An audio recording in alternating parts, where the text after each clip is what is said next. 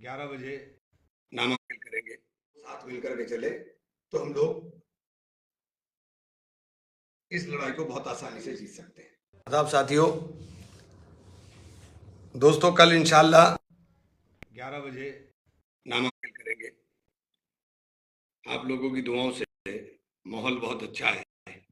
जिस प्रकार से मुझे समर्थन सभी लोगों का मिलने का काम हो रहा है, मैं उसका किन लफ्जों में शुक्रिया अदा करूं, मुझे समझ में नहीं आता। 2004 के बाद ये पहला चुनाव है जिस चुनाव में मेरे गैर मुस्लिम भाइयों का समर्थन और सहयोग खुल करके मिलने का काम हो रहा है। हर गांव में कोई सा भी गांव हो, जिस गांव में हम बहुत 5-5, 7-7, 10-10, 20-20, 50-50 वोट पे थे, उन गांव के अंदर भी हमें समर्थन देने की बात और बुलाने की बात कर रहे हैं। तो इंशाल्लाह चुनाव तो बहुत अच्छा है। हमारे विरोधी लगातार दुष्प्रचार के अंदर लगे। एक वीडियो बार बार डाला जाता है पुराना बसपा के टाइम का, और उसमें बार बार ये कहा जाता है कि मैंने बहुजन समाज पार्टी को विकल्प के तौर पे, मैं बिल्कुल आज भी उस बात पे कायम हूं। मैंने कहा था कि बहुजन समाज पार्टी के साथ जिस तरह से दलित चलने का काम करता है, अगर वो साथ मिलकर के चले तो हम लोग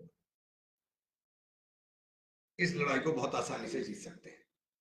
उन्हें दिल से बहन माना है, उन्होंने मुझे आशीर्वाद दिया, लेकिन मुझे नहीं पता उनकी समझ में क्यों नहीं आ रही ये बात, और या वो समझ कर ही नहीं समझना चाहती कि ये लड़ाई देश के संविधान को बचाने की, ये लड़ाई देश के लोकतंत्र को बचाने की।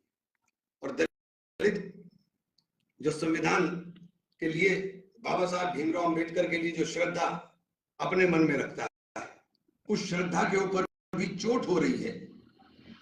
और जिस तरीके से संविधान के साथ खिलवाड़ करने का प्रयास मौजूदा सरकार के अंदर किया जा रहा है, अगर संविधान ही बचेगा तो फिर हम राजनीति कैसे करेंगे?